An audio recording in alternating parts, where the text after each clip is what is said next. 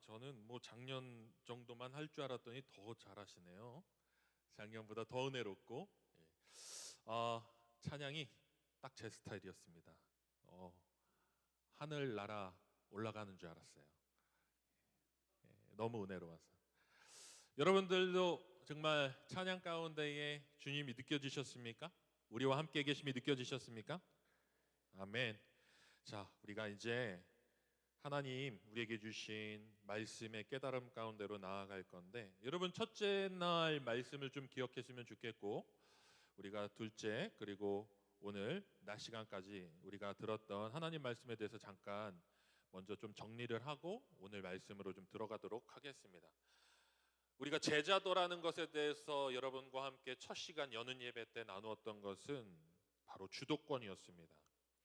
우리의 고백의 온전히 예수 그리스도를 나의 주로 고백하고 있는가에 대한 질문을 여러분에게 던졌습니다. 여러분은 주님이 여러분 인생의 주인이십니까? 라고 질문을 던졌습니다. 단어에 따라서 다르다고 얘기했습니다. 단어에 따라서 다르다고 얘기했습니다. 멕시코 말로 세뇨리라고 하는데 선생님 뭐 이런 존칭이라고 얘기했죠. 주라는 말이. 그런데 영어로는 로드입니다. 영어로 로드죠. 주인. 그런데 헬라어로는 좀 다르죠. 헬라어의 주는 퀴리오스, 바로 신적 고백. 주님은 위대하시고 전능하시고 유일하신 분이라는 그 뜻이 이 주에 담겨 있었어요. 근데 초대교회의 이 주라는 단어는 성도들에게는 아주 중요한 의미이기도 했지만은 신앙을 증명하고 검증하는 단어였다고 말씀드렸습니다. 로마의 황제 가이사에게 고백을 할 때에 주, 가이사는 줍니다라고 고백했습니다. 그리고 그 고백을 듣는 또 다른 관원들은 맞서 가이사가 주요라고 얘기했습니다. 그런데 그리스도인들은 다르다고 얘기했죠.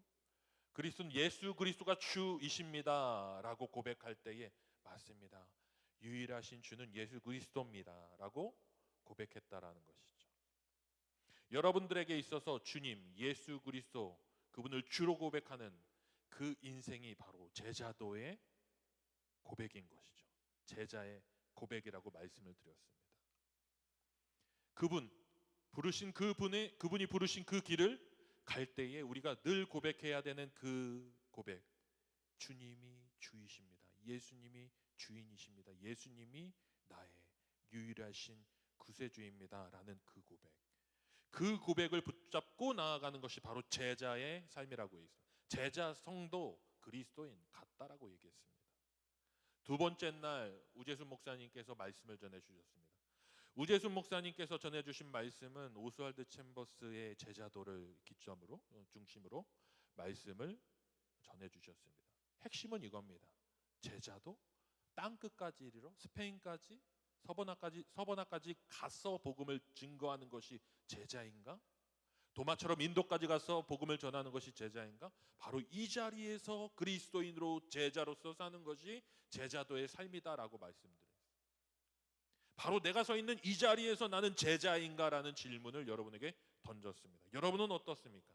지금 이 자리에 나는 그리스도의 자녀, 그분이 나를 부르신 그 부르심 앞에 이 자리에 있는가라는 질문을 여러분 스스로에게 해야 한다는 겁니다. 그건 저에게도 마찬가지였습니다. 저는 목사입니다. 저 목사예요. 근데 목사이지만 제자라는 질문과는 완전히 다른 차원이라는 것을 발견할 때가 너무 많아요. 내가 목사인데 제자라는 그 단어를 나한테 던지면 나는 제자인가? 아니, 나는 목사야. 나는 사역자지. 그런데 제자인가? 아니라는 것이죠. 주님은 여러분 우리를 성도로 그리스도인으로 제자로는 불렀지만은 여러분을 목사로 부르시진 않았잖아요. 직분인 것이죠. 위치인 것이죠. 내가 삶을 살아 나아가는 하나의 나의 직분인 것이죠.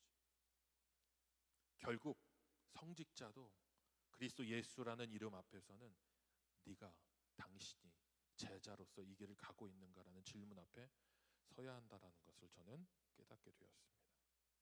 여러분 이 순간 나의 삶의 자리에서 제자. 바로 제자라는 단어 앞에 우리는 서야 합니다.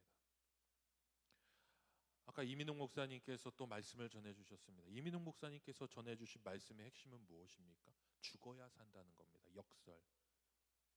저 영어 잘 못해갖고 그러는데 여러분들이 한번 해주시겠어요? 하나 둘 셋. 무슨 단어죠? 하나 둘 셋. 아, 여러분들도 영어를 잘 못하시는군요. 네. 무슨 단어라고요? 우리 한글로 합시다. 역설. 뭐라고요? 예, 역설입니다. 복음은 굉장히 역설적인 메시지가 많습니다. 죽어야 살아요. 죽어야지 삽니다. 지혜자는 겸손합니다. 하나님의 일을 하는 것은 내가 나가는 것이 아니라 그분이 원하시는 것에 순종하는 것이다. 신앙은 끊임없는 역설 가운데에 우리에게 그 삶을 살라고 얘기합니다. 내 의지와 내 능력과 내 자격과 내가 가지고 있는 힘으로 무엇인가 성취하라 얘기하지 않고 끊임없이 하나님 앞에서 내려놓고 기다리고 하나님이 하실 것을 주목하라고 얘기하는 것이 신앙이죠. 성경은 끊임없이 우리에게 이 영적인 역설을 계속해서 강조하고 있지 않습니까?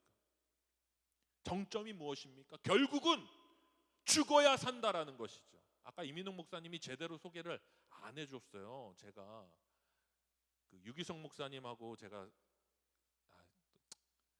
친분이 있지는 않아요. 딱 한 번 제가 물어봤어요. 딱 한 번. 하도 힘들어갖고 딱 한 번 물어봤어요. 딱 한 번. 그것도 줌으로. 만난 것도 아니야. 만난 것도 아니야. 너무 힘들어갖고 목회가 너무 힘들어갖고 유기성 목사님한테 다른 목사님들도 다 있는데 제가 유기성 목사님 언제까지 죽어야 합니까? 라고 질문을 했습니다. 내가 언제까지 몇 번이나 죽어야 합니까? 목사로서 이 사역과 이 길을 갈 때에 어디까지 죽어야 합니까? 라고 질문을 하니까 김 목사님이 답을 내셨다고 이렇게 얘기하는 거예요. 예? 뭐 김 목사님이 어디까지 언제까지 죽냐고 얘기하는데 한 번 죽으면 끝이지 언제까지 어디까지 죽는 게 어디 있습니까? 한 번 죽으면 끝이에요. 끝. 내가 볼 때는 김 목사님 안 죽었어요. 안 죽었어요. 아, 진짜 완전히 말문이 막히게 만드는 답이었어요. 안 죽었어. 우리가 지금 이제 우리 청년 중에서 한 친구 수년 있나요? 정수년 현재 우리가 이제 친해졌으니까 제가 딱 한번 좀 얘기해도 될지 모르겠어요. 수년 형제랑 신방을 하는데 수년 형제가 이제 막 대화하다가 제가 처음에 왔을 때 그 첫 이미지가 굉장히 강성 이미지가 있으니까 수년 형제가 좀 걱정이 된 거예요. 그래서 저에게 사역을 도움을 주기 위해서 목사님 힘 좀 빼세요. 딱 이렇게 힘 좀 빼세요. 딱 얘기하는 겁니다. 수년 형제가. 그래갖고 제가 근데 기분이 안 나빴어요. 예수님의 마음이 임한 거죠. 기분이 안 나빴어요. 그래서 제가 뭐라고 대답했는지 아세요? 나 많이 빠졌는데 이렇게 얘기했습니다. 그랬더니 순년이가 한마디 더 했어요. 더 빼세요. 더 빼세요 이러는 거야. 알았어. 더 뺄게. 얘기를 했는데 이게 신앙인 거예요. 이 친구가 굉장히 중요한 영적 원리를 얘기해 준 겁니다. 신앙에서요. 결국 우리가 예수 그리스도의 길을 간다는 것, 제자로서 그분의 길을 쫓는다는 것은 우리의 힘을 빼고 나를 죽이고 그분의 뒤를 쫓는 거예요. 나의 의지보다 그분의 뜻을 먼저 구하고 나의 생각보다 내가 아무리 판단을 정확하게 한다 하여도 그분이 나에게 말씀하시는 그분의 말씀을 귀 기울이려고 하는 그 처절한 노력을 하며 쫓는 것이 바로 제자의 길이라는 것이죠. 어떤 영화에서 이런 대사가 있습니다. 영모를 한 거예요. 어떤 사람이 영모를 했는데 그 영모하다가 잡혔어. 들켰어. 그래갖고 들킨 게 또 누구한테 들켰냐면 자기하고 친한 시위대장에게 딱 들킨 거예요. 이 친한 친구가 너 왜 영모를 한 거야? 라고 물어봅니다.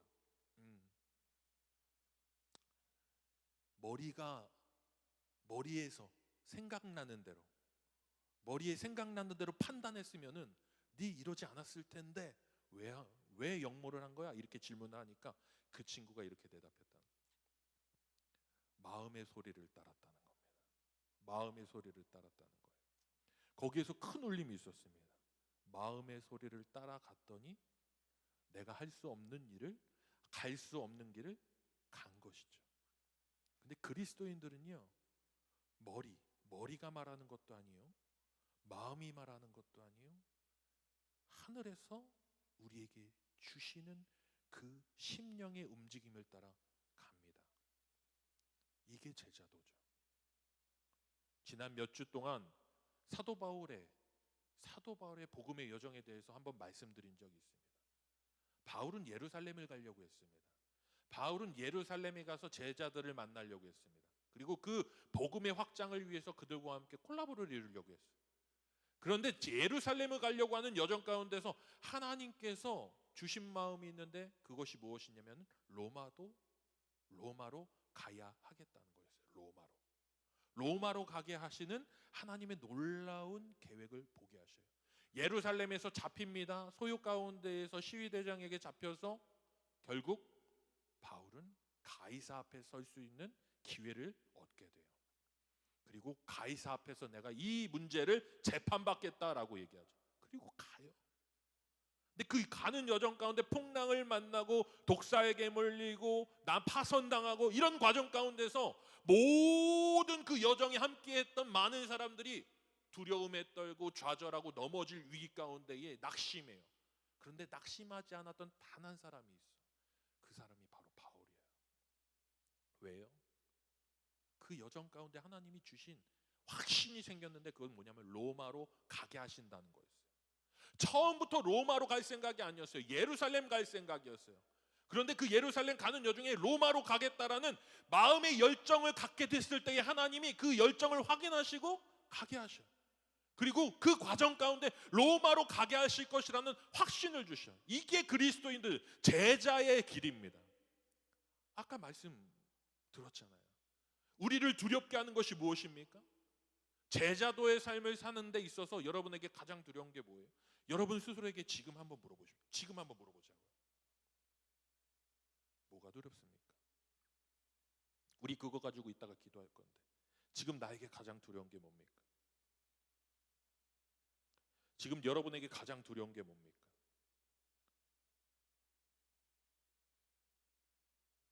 낙오되는 겁니까? 자리 잡지 못하는 거예요? 평범하게 살지 못하는 것? 혹은 내 안에 있는 야망, 내가 성취하고 싶은 그곳에 도달할 수 없을 것이라는 절망? 현실적인 암담함? 막 나를 사방으로 우겨싸임 당해갖고 나를 공격할 것 같은 세상의 공격들? 관계? 열등감? 지금 나를 막막하게 하고 두렵게 하는 것이 무엇인지를 알아야죠. 무엇입니까? 근데 그것들이 왜 여러분을 두렵게 합니까? 왜 두렵죠? 왜 두려운지 한번 질문을 해보셨습니까? 근데 우리가 가지고 있는 두려움의 공통점, 특징이 있는데, 예측 불가능함, 확신이 없기 때문에, 그것에 대한 확신이 없기 때문에 두려움으로 우리에게 찾아오는 것이잖아요. 우리 안에는 열망이 있지만 그 열망에 도달할 수 없을 것 같은, 보이지 않는 그 예측 불가능함, 그것이 우리 안에 두려움으로 찾아오잖아요. 자, 이것을 하나님께서 어떻게 해결하시는지 한번 보자고요. 어떻게 해결하시는지 말씀을 한번 보도록 하겠습니다. 누가복음 24장 49절을 같이 읽도록 하겠습니다. 24장 49절. 누가복음 24장 49절을 같이 읽도록 하겠습니다. 찾으셨나요? 제가 드린 PPT는 큰데 글자는 엄청 작게 나오네요. 예, 읽겠습니다. 괜찮습니다. 시작. 볼지어다 내가 내 아버지께서 약속하신 것을 너희에게 보내리니 너희의 위로부터 능력으로 입혀질 때까지 이 성에 머물라 하시니라. 볼지어다. 자, 새로운 성품을 소유한 제자, 새 마음, 새로운 성품을 소유한 제자. 여러분, 새로운 성품을 소유한 제자 그려지십니까? 새로운 성품을 소유한 제자. 새로운 성품은 뭘까요? 새로운 성품을 소유한다. 이것을 이해하려면요, 로마서가 얘기하는 그 복음의 메시지를 우리가 이해할 수 있어야 합니다. 우리가 하나님 나라의 의라는 말을 제가 우리 디아스포라 청년부에서 정말 많이 얘기했어요. 하나님 나라의 의. 하나님 나라의 의는 무엇입니까? 하나님 나라의 의는 무엇입니까? 라고 얘기할 때에 혹시 아시는 분 계세요? 이꼴 하나님 나라의 의. 좀 설명을 또 해야 되잖아요. 그러면은 율법으로 의에 이를 수 있습니까? 없습니까? 여러분 대답으로 좀 해줬으면 좋겠습니다. 조금 살짝 불쾌했어요. 불쾌했어. 난 목사님이잖아. 그래도 여러분과 함께하는 목사입니다. 여러분 대답을 해줬으면 좋겠어요. 알겠어요? 예. 자, 율법으로 의에 이를 수 있습니까? 없습니까? 없습니다. 율법으로 의에 이를 수 없습니다. 왜냐? 인간의 한계, 죄됨, 죄의 속성은 결코 율법을 성취할 수 없는 한계를 가지고 있습니다. 우리가 먼저 한계를 가지고 있죠. 죄로 인해서. 또한 율법의 한계가 있습니다. 율법의 기능 때문에. 율법의 기능이 뭐죠? 죄를 알게 하는 것이죠. 죄와 정한 것과 거룩한 것, 부정한 것을 분별할 수 있는 기준이 되는 것이죠. 이게 하나님께서 이스라엘 백성에게 우리에게 주신 선물이죠. 그런데 아이러니한 게 뭡니까? 율법을 선물로 주셔서 죄를 구분할 수 있게 해주셨는데 이 율법을 성취하는 것을 통해서 의에 이룰 수 없는 한계를 우리에게, 인간에게 이 죄된 속성을 주셨어. 이게 첫 번째 아이러니고, 두 번째는 뭐냐면 율법으로 의에 이룰 수가 없다라는 거예요. 율법의 기능이 있기 때문에. 율법은 그냥 죄를 분별하는 역할뿐인지 율법을 통해서 의를 성취할 수 없다라는 것이 바로 하나님께서 만드신 한계예요. 율법의 기능적 한계, 인간의 죄의 한계. 그러니 이 두 개를 아무리 갖다 붙여도 의인이 될 수가 없어. 그런데 하나님께 만드신 의의 길이 하나 있는데 믿음이야. 믿는 것을 통해서 의에 이룰 수 있어. 구약에서는 뭐라고 얘기하세요? 의로운 분이 바로 의롭지 않은 자를 의인으로 칭할 때의 칭의. 아브라함에게 내가 믿음이 있다라고 얘기하고 아브라함이 믿음의 조상이라고 하나님이 말하니까 아브라함은 믿음의 조상이 되었습니다. 바로 이 원리, 이 영적인 원리를 가지고서 로마서에서 얘기하는 것이 무엇이냐면은 예수 그리스도를 바라보라, 예수 그리스도 믿으라, 예수 그리스도 고백하라. 예수 그리스도께서 바로 하나님 나라의 의다라는 거예요. 예수 그리스도를 믿을 때에 우리가 하나님 나라의 의를 소유한 자가 된다라고 얘기하는 것이 로마서, 바로 로마서에서 바울이 얘기하는 복음의 메시지인 거예요. 하나님 나라의 의는 무엇이냐? 예수 그리스도 바라보고 예수 그리스도 안에서 우리가 예수 그리스도의 성품을 가지게 됐다라는 거예요. 하나님 나라의 의는 이꼴 예수 그리스도의 성품이라고 내가 한 100번은 얘기한 것 같은데, 예? 여러분 저 없어도 그거는 기억하십시오. 예? 하나님 나라의 의 뭐예요? 그럼 같이 한번 해볼. 이거 진짜 이런 거 하면 안 되는데 청년들한테 그냥 따라 하십시오. 주입식 교육을 해야겠네. 하나님 나라의 의, 예수 그리스도의 성품. 여러분 이건 꼭 기억하세요. 하나님 나라의 의를 소유한다라는 것. 내가 하나님 나라의 의를 소유한다는 건 하나님 나라 백성으로서의 의를 가진다는 것은 내가 율법을 성취함을 통해서, 율법을 이룸을 통해서 그 의에 도달할 수 없다는 사실을 확인하고 예수 그리스도를 붙잡는 거라는 거. 예수 그리스도를 붙잡았을 때에 우리가 그리스도의 성품을 가지게 된다는 겁니다. 그게 바로 새 마음이에요. 예수 그리스도의 성품을 가지게 되는 것이 바로 새 마음이라는 거예요. 자꾸 새 마음? 나가 오늘은 기분 좋은데 내일은 기분이 나빠. 오늘은 행복한데 내일은 우울해. 오늘은 내 신앙이 막 뜨거운 느낌이야. 근데 왜 메마른 느낌? 이런 거 아니야. 이런 얘기를 하는 것이 아니라는 거예요. 예수 그리스도의 성품이 내 안에 자리 잡게 된 거예요. 내가 하나님 나라 백성이 되었습니다. 하나님 나라의 자녀가 되었습니다. 그럼 그 자녀로서 살아가야 되잖아. 근데 살아가는 그냥 사라지지 않아.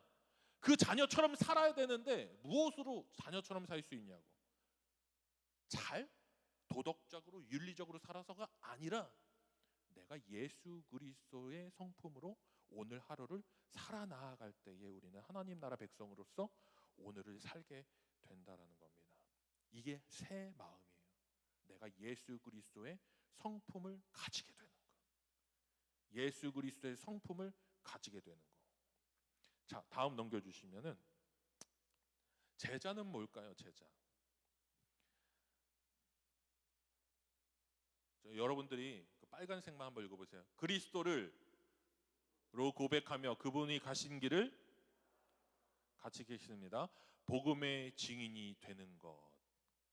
예수 그리스도를 주로 고백하며 그분이 가신 길을 따라가며 복음의 증인이 되는 것. 이거 오늘 말씀 다 요약한 겁니다.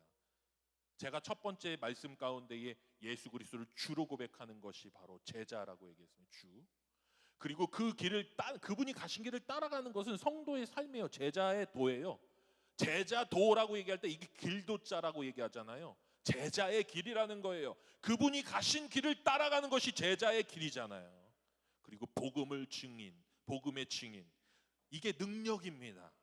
오늘 말하는 새 마음과 새 능력할 때 복음의 증인이 되는 것이 바로 능력이라는 거예요. 성도에게, 제자에게 있어서는. 우리가 성도인데 능력이 없어. 제자도라는 단어 앞에서는 부담스러워. 그리스도인이라고 얘기하는데 밖에 나가서 직장 나가서는, 직장에서는 내가 그리스도인인 것 드러내는 게 너무 힘들어. 점심시간에 밥 먹는데 아멘, 그래, 나 마음으로 손 모으는 것도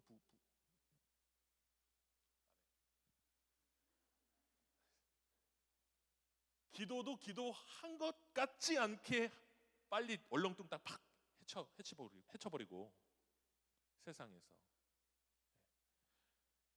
여러분, 그리스도를 주로 고백하며 그분이 가신 길을 따라가며 복음의 증인이 되는 것이 바로 제자입니다. 그리스도를 주로, 그분이 가신 길을 따라, 그리고 복음의 증인이 되는 것, 바로 주로 고백하고 그 길을 가고 복음의 능력을 나타내는 삶이 바로 제자도의 삶이라는 겁니다. 넘겨주시죠. 자, PPT 훅 넘겨주세요. 훅. 그래서 그 올드, 뉴 그림 있는 거로 보여주십시오. 저게 뭐죠? 우리 마태복음 9장 17절을 한번 찾아보겠습니다. 마태복음 9장 17절. 마태복음 9장 17절을 우리가 찾아서 같이 읽겠습니다. 찾으셨죠? 좀 여러분 좀 박력 있게 우리 한번 읽어봅시다. 손님들도 왔는데 우리가 너무 좀 이렇게 좀 정적으로 우리가 하는 것 같아요. 자, 시작. 낡은 가죽 부대에 넣지 아니하나니 그렇게 하면 부대가 터져 포도주도 쏟아지고 부대도 버리게 됨이라. 새 포도주는 새 부대에 넣어야 둘 다 보존되리니. 자, 아까 그림을 한번 볼까요? 한번 더 볼까요? 이게 낡은 가죽 부대. 뭐 이 정도 영어는 아시죠? 재수 없었죠 좀. 올드, 뉴, 올드 원. 낡은 가죽 부대와 새 가죽 부대입니다. 여러분, 낡은 가죽 부대와 새 가죽 부대의 차이를 아십니까? 가죽 부대예요. 안에다가 물을 담거나 포도주를 담거나 이런 용도로 쓰는 거죠. 항아리가 아니라 가죽 부대에 담아서 여행할 때에 그 물이나 포도주를 담아서 가지고 다니는 거죠. 낡은 가죽 부대에 넣고 새 가죽 부대에 넣는데 낡은 가죽 부대의 특징이 뭡니까? 낡은 가죽 부대의 특징이 뭘까요? 해져 있겠죠? 그리고 낡은 가죽 부대가 클까요? 새 가죽 부대가 클까요? 잘 생각 안 해봤죠? 이 말씀 읽을 때에 이스라엘 백성들은 그 물을 마실 수 있는 물에 석회질이나 이런 것들이 담겨져 있기 때문에 포도주 이런 것들을 담는 문화가 굉장히 익숙한 거예요. 그러니까 포도주를 담는 거죠. 그럼 포도주를 담으면은 항아리에다가 담기도 하지만은 이 가죽 부대에다가 담기도 합니다. 근데 가죽 부대에다가 갓 지은 포도주를 담으면은 어떨까요? 그냥 그 포도주만큼 가죽 부대가 부풀겠죠. 근데 이 가죽 부대를 이제 포도주를 담아갖고 뚜껑을 막고 시간이 지나면 어떻게 될까요? 이제 알코올이 나요. 안에서 이제 알코올이 이제 차오르겠죠? 숙성이 되는 거죠. 그럼 가죽 부대가 팽창하겠죠? 그죠? 팽창하겠죠. 숙성이 된 포도주가 맛있잖아요. 먹어본 것처럼 얘기 까딱까딱 하시네요. 성찬 포도주 말고 집에서 포도주 홀짝홀짝 마시는 사람 있는 거 아니에요? 예. 포도주가 숙성이 돼야지 맛있죠? 예. 그 숙성된 포도주가 담겨 있는 가죽 부대는 팽창합니다. 근데 그 팽창한 그 가죽 부대가 시간이 지나면은 어떻게 되는 거죠? 낡은 가죽 부대가 되는 거죠. 팽창하려면은 그 가죽의 특징이 어때야 될까요? 유연해야죠. 유연해야지 이게 가죽이 유연해야지 안에서 숙성이 돼도 터지지 않고 최상급 포도주를 담는 가죽 부대가 되는 것이죠. 그럼 낡은 가죽 부대의 특징은 뭐죠? 다 쓰고 포도주 다 이제 마시는 포도주 다 먹고 이제 조금 너덜너덜해진 그 가죽 부대의 특징은 뭐냐면은 경화된 거예요. 경화라는 뜻이 조금 어려운 단어긴 한데 뭐 플라스틱이나 고무나 이런 것들이 오래되면은 부서지지 않습니까? 그 탄성을 잃고 부서지는 것을 경화라고 얘기해요. 딱딱해지는 것이죠. 딱딱해지는 건데 낡은 가죽 부대의 특징은 이 경화되어진다는 거, 가죽이. 그럼 이 경화되어진 이 낡은 가죽 부대에 새 포도주를 한번 담아 보십시오. 처음에는 이미 팽창해서 커진 가죽 부대이지만은 포도주를 많이 담을 수 있는 것 같아요. 새 포도주를. 근데 거기서 아주 조금만 숙성이 일어나고 알코올이 나오면은 가죽 부대가 경화되었기 때문에 이 팽창하는 것을 감당하지 못하게 되는 거예요. 터져버리는 것이죠. 이게 바로 낡은 가죽 부대와 새 가죽 부대에 대해 예수님께서 비유로 말씀해 주시는 거예요. 새 포도주는 새 가죽 부대에, 낡은 가죽 부대에 새 포도주를 담지 않는다는 것이죠. 오늘 여러분들에게 이 말씀 드리려고 여기까지 온 거예요. 여러분, 우리 새 능력 우리 같이 한번 읽어보겠습니다. 새 능력. PPT를 넘겨주시면 될 것 같아요. 고린도전서 4장 20절을 읽겠습니다. 시작. 하나님 나라는 말에 있지 아니하고 오직 능력에 있느니라. 말에 있지 않고 능력에 있다라고 얘기합니다. 저는 제가 목사가 되어서 목사로서 할 수 있는 이 말이 얼마나 무게가 있어야 한다라는 것에 대해서 늘 책임감과 부담을 가지고 있습니다. 그리고 여러분에게 설교를 할 때에 하나님 말씀을 함께 나눌 때에 여러분 하나님 말씀에 대한 자로 설 때에 이 말씀이 언제는 어떤 때에는 나에게 굉장히 큰 짓눌림으로 올 때도 있습니다. 내가 살아내지 못하는데 청중에게 그 말씀을 전해야 한다는 부담과 무게가 있다는 거죠. 그 부담과 무게는 결국 나를 어디로 몰고 가냐면 그 말씀을 살아내야 된다라는 처절한 씨름으로 나를 몰고 가는 거예요. 나를 그 자리로 몰고 가는 거죠. 계속해서 나를 그 말씀을 살아내도록 하는 그 영적인 부담으로, 거룩한 부담으로 몰고 가는 겁니다. 여러분, 이 부담이 있기 때문에 우리의 신앙이 아직 살아있다라는 거예요. 이게 없으면 어떻게 되는지 아십니까? 말씀을 나의 도구로 사용하게 되는 거죠. 하나님을 나의 도구로 사용할 수도 있게 된다라는 것입니다. 하나님을 나의 도구로 사용한다라는 것이 무엇일까요? 내가 성취하는 것을 위해서 하나님의 말씀을 거기에다 대입하는 일들을 행하게 되는 거예요. 나의 지금 연약함과 부족함과 나의 죄를 우리가 해결하기 위해서 하나님 말씀을 가지고서 그것을 덮는 일들을 하게 된다는 거예요. 여러분에게 강권합니다. 강하게 권합니다. 여러분, 말씀을 도구화하지 마십시오. 말씀이 도구화가 아니라 말씀이 나를 이끌어가게 해야 됩니다. 말씀이 나를 이끌어가게 해야 됩니다. 얼마 전 새벽 기도 가운데 이 말씀을 전했습니다. 성도에게 있어서 위기와 두려움을 극복할 수 있는 두 가지의 방법을 나눴거든요.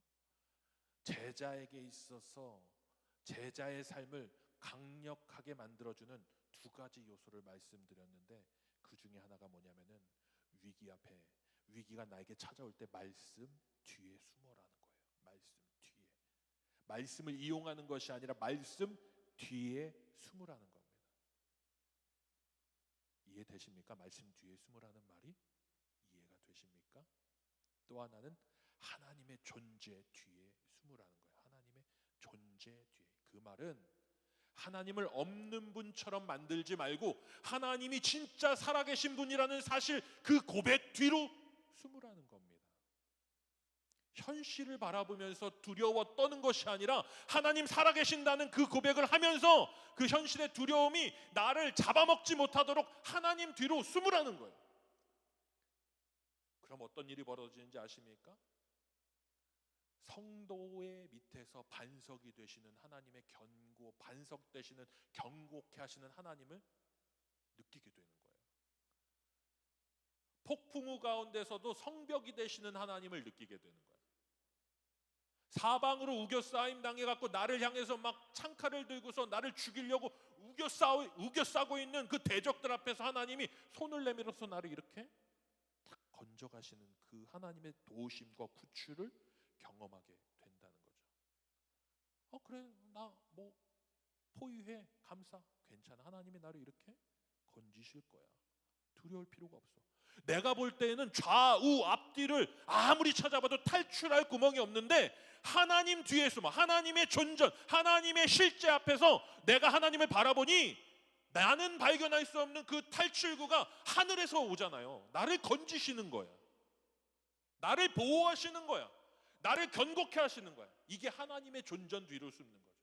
어떻게 가능할까? 하나님의 말씀 뒤로 숨으면 가능해요. 하나님의 말씀 뒤에 숨고 하나님의 실제하신 고백을 하게 될 때에 우리는 하늘의 능력을 소유하게 됩니다. 여러분, 하늘의 능력을 소유할 수 있는 여러분들이 되실 수 있기를 바랍니다. 그 능력을 살아낼 수 있는 여러분이 되실 수 있기를 바랍니다. 로마서 1장 4절을 우리가 보겠습니다. 로마서 1장 4절입니다.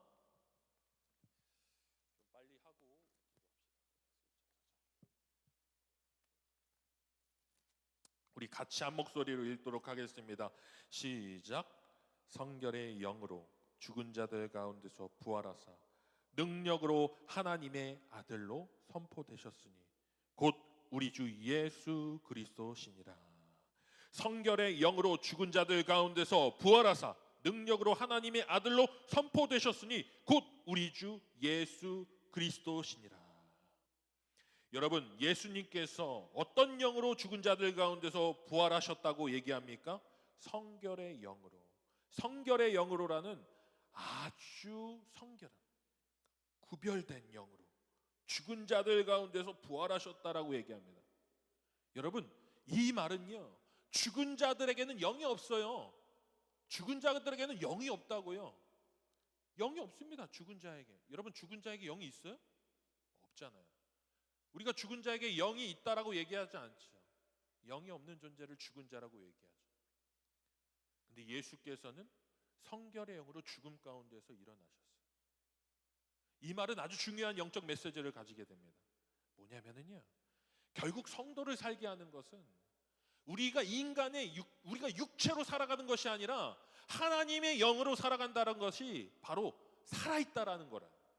살아있다라는 것은 그냥 육체로서 오늘 우리의 욕구와 쾌락을 즐기며 살아가면서 만족하는 것이 살아있는 것이 아니라 하나님 영으로 오늘을 살아낼 때에 우리가 살아있다라고 얘기를 하는 것입니다. 예수님께서 그 죽음 가운데서 살아나셨다라고 얘기하는 것은 그 말을 얘기하는 것이죠. 아까도 말씀드렸지만 우리가 새로운 마음을 갖게 되어지는 것, 예수 그리스도의 성품을 갖게 되었을 때에 우리가 살아있는 자로서의 삶을 살게 된다라는 것이지, 다른 어떤 것으로 우리의 삶을 채우고 우리의 만족을 채우고 우리의 목적을 채우고 하는 것이 살아있는 것이 아니라는 것을 성경은 우리에게 얘기해주고 있다라는 거예요. 오늘도 하나님의 말씀을 나의 도구로 사용하며 살아가고 있다면 살아있는 거 아니에요. 교회 안에서도 마찬가지입니다. 우리가 이 자리에서 예배드리고 있지만 우리는 살아있지 않고 죽어있는 영으로 예배드릴 수도 있어요.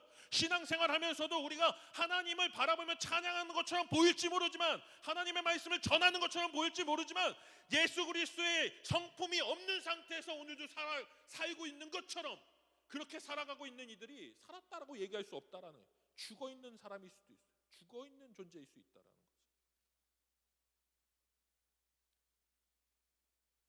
바로 예수 그리스도의 성품, 새 마음, 그리고 그 새 마음을 살아내는 것이 바로 제자의 힘입니다. 제자의 힘이라는 것이죠. 여러분, 제자도의 삶을 여러분들의 삶 가운데에 살아낼 수 있는 우리 디아스포라 청년들이 될 수 있기를 바랍니다. 하나님과 하나님 나라의 의 무엇일까요? 한번 PPT 보여주셨으면 좋겠어요. 하나님 나라의 의, 로마서 1장 4절 읽었는데, 자, 넘겨주시죠.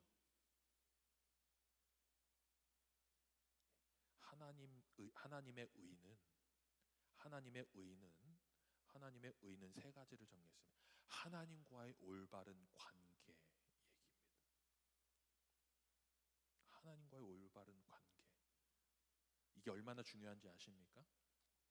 하나님과의 올바른 관계가 없으면 하나님 나라의 의를 소유했다라고 얘기하기 힘들어요. 예수 그리스도의 성품을 가졌다라고 얘기할 수 없다라는 거죠. 우리 은사 가질 수 있습니다. 다 구하면 하나님 은사 주셔요. 신유도 주시고 방언도 하게 하시고 다 하셔요. 주신다고요. 구하는 자에게 주셔요, 은사는.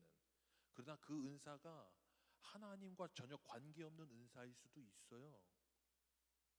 우리 찬양을 잘 아시지만은 분명히 아시겠죠. 아마 아실 겁니다. 찬양에 탁월한 테크닉을 가지고 있다고 해서 그게 다 하나님을 찬양하는 것이 아닐 수도 있잖아요. 그렇지 않습니까? 찬양을 나의 소유 욕구를 위한 찬양을 할 수도 있는 존재들이 죄된 인간의 본성 가운데에 분명히 있다라는 거예요.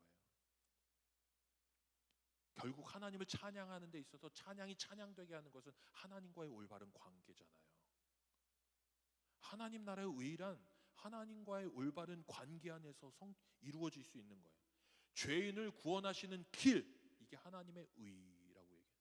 하나님의 의는 뭐냐면 예수 그리스도의 성품이 소유한 자의 삶이라고 얘기했어요. 예수 그리스도의 성품의 특징이 뭡니까?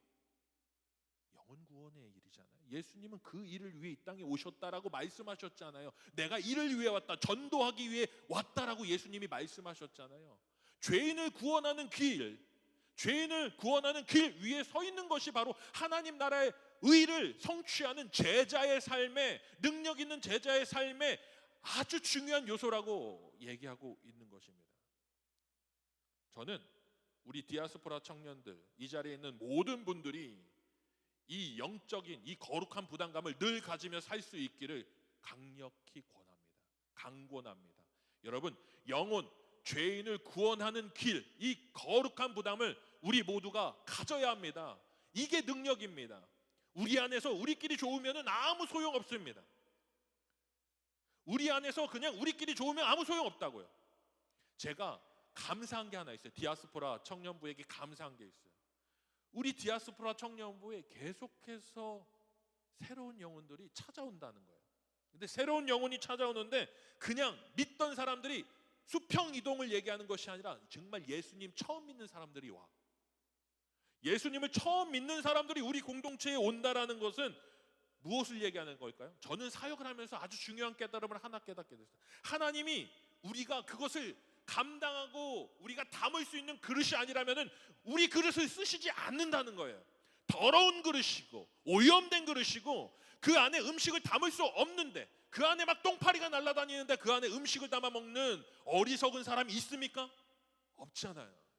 그러면은 우리가 음식 담아 먹는 그릇은 어떤 그릇이어야 됩니까? 깨끗한 그릇이잖아요. 먹을 수 있는 음식을 담을 만한 그릇이어야 된다라는 거예요.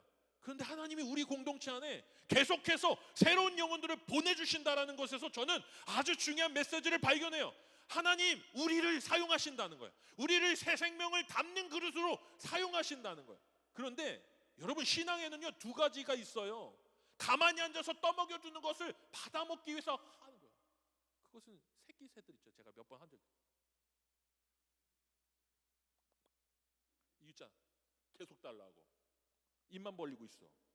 그럼 엄마는 죽어. 진짜 계속해서 지렁이 가지고 오고 개구리 가져오고 계속 달라고만 해. 엄마가 지치면은 못 줘요. 근데 또 하나가 있어. 적극적으로 그릇에 담는 신앙이 있어요. 적극적으로. 우리 아들하고 딸이 있습니다. 왔어요. 네. 그런데요, 아들하고 딸하고 그릇을 똑같은 과자 그릇을 두 개를 갖다 줍니다. 똑같은 과자 그릇을 두 개 갖다 주고요, 거기에다가 과자를 이렇게 담아줘요. 근데 제가요, 첫째 그릇에다가요 많이 담아줘요. 조금 더. 그 둘째 그릇에다가 조금 적게 담아줘요. 귀신같이 알아채. 진짜 귀신같이 그 미묘한 차이를 알아채요.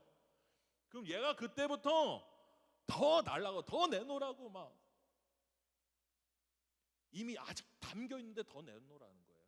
더 담겨 있는데 내놓으라는 거예요. 먹고 줄게, 먹고 줄게. 달라고 하면 줘야 됩니다. 새끼들이 달라고 하면 줘야 돼요. 그게 부모님이거든요. 부모의 마음이거든요. 저는 이 신앙에 이 영적인 원리가 있다고 봐요. 우리가요, 영혼에 대한 열망을 가지고 있으면 하나님 우리에게 부어주십니다. 이 자리에 양 옆에 두 자리가 비어 있는데 저는 내년에 이 두 자리도 채워질 줄로 믿습니다. 이것 봐, 이것 봐. 살짝 불쾌했어. 이 정도까지 얘기했는데 아멘은 이 정도로 안 하면 안 되죠. 여러분, 여러분하고 나하고 1년 반 정도의 친분이 쌓여 있는데, 여러분, 이 양 옆도 젊은이들이 가득 채워져서 이 예배당이 정말 뜨겁게 하나님을 찬양하는 젊은이들로 채워질 줄로 믿습니다. 조금 아쉽다. 조금 아쉽긴 한데 감사합니다. 그렇게 될 줄로 믿습니다. 저는 뭐 전도를 강조하거나 이런 내용이 아닙니다. 우리 안에 이 영적인 거룩한 부담이 있느냐 없느냐를 얘기하는 겁니다. 제자의 힘, 제자의 능력은 결국 영혼에 대한 열망을 가지고 있느냐에 따라서 그가 바로 제자인가를 확인할 수 있다는 것이죠. 바울이 뭐 했습니까? 전도하기 위해서 땅끝까지 간 거 아닙니까? 베드로가 뭐 했습니까? 영혼 구원하기 위해서 그렇게 핍박당한 거 아닙니까? 결국 제자들이 왜 순교당했습니까? 복음, 영혼 구원을 위해서 갔던 거 아닙니까? 제자의 힘은 영혼에 대한 열망에 있다라는 것입니다. 또 하나입니다. 십자가 복음인 것이죠. 저는 이게 바로 신앙의 정수라고 봅니다. 이게 바로 신앙의 정수라는 거예요. 제자도의 정수는 십자가입니다. 십자가라는 것이죠. 결국 우리가 모든 상황 가운데서 헷갈리고 긴가민가하고 할 때 십자가 안에서 우리는 온전한 판단을 내릴 수 있다라는 것이죠. 십자가의 도가 멸망하는 자들에게는 미련한 것이요 라고 얘기합니다. 구원을 받는 우리에게는 하나님의 능력이 됩니다. 하나님의 능력이 바로 십자가거든요. 제자도란 내가 그 십자가를 붙잡고 있는가에 따라서 결정된다라는 것이죠. 여러분, 십자가를 강력하게 붙잡고 나아갈 수 있는 여러분이 되실 수 있기 바라요. 여러분들 마음 가운데 이 영혼에 대한 열망을 가진 삶이 될 수 있기를 바랍니다. 어떠한 자리에서든 하나님과의 관계를 내가 지켜내기 위해서 씨름할 수 있는 여러분들이 될 수 있기를 바랍니다. 복음에는 하나님의 의가 나타나서 믿음으로 믿음에 이르게 하나니라고 얘기합니다. 바로 복음의 하나님의 의, 복음의 예수 그리스도의 성품, 바로 이 안에 성도, 제자, 그 힘이 이 안에 담겨 있다라고 얘기합니다. 다시 말해서 간단하게 정리하면은 말씀을 살아내는 것이 제자도고 말씀을 살아내는 것이 제자의 힘이고 능력이다라는 것입니다. 말씀을 그냥 떠드는 것이 힘이 아니라 그걸 살기 위해서 애쓰고 발버둥 치는 것이 하나님이 인정하시고 하나님이 기뻐하시는 성도의 삶이라는 것을 얘기해주고 있다라는 겁니다. 여러분, 세 가지의 원리에 대해서 얘기했습니다. 하나님과의 관계, 영혼에 대한 열망, 결국 그 모든 것을 십자가의 도안에서 완성하는 것이 바로 제자도의 삶이다.